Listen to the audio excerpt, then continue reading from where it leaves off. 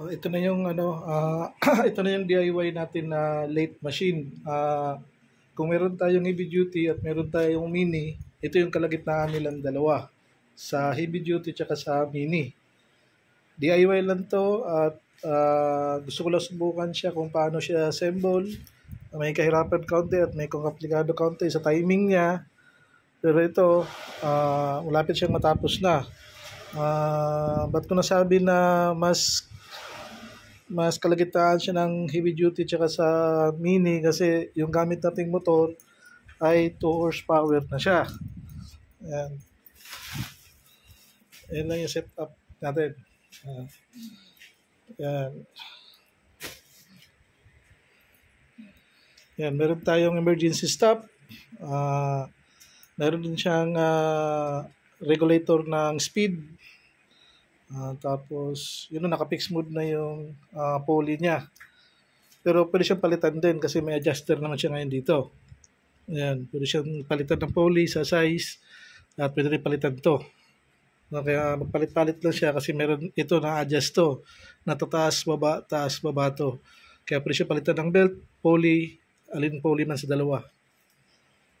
Ayan, Pelo Black. Ito muna ang unang design ko pero yung milling machine ko, hindi na ganitong design niya.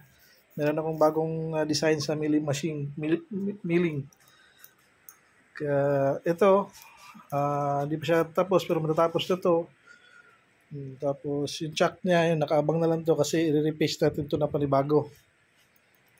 Kaya yan siya. Bali tatlong slide siya. No? Isa, dalawa, tapos pangatlo dito, rotate tsaka nagaganon-ganon din. Tatlong gagawin kong slide niya. Kaya 220 volts siya, 2 horsepower. Mas malaki-laki lang siya kaunti sa mini lathe machine. Kaya marami tayong project na pwedeng gawin dito. Marami tayong gustong mag-fabricate ng pesa, pwede rin dito.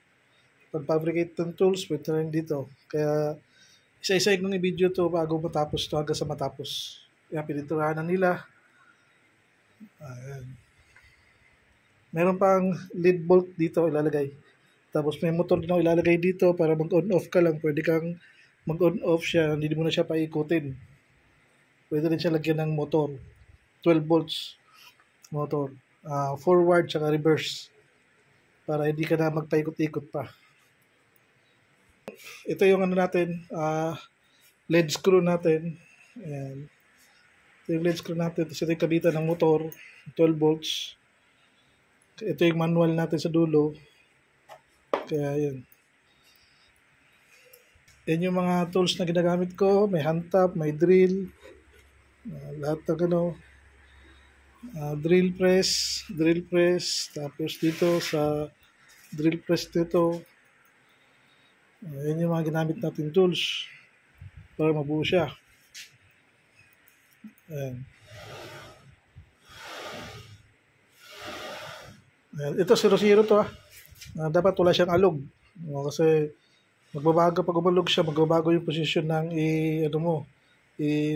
machine shop mo.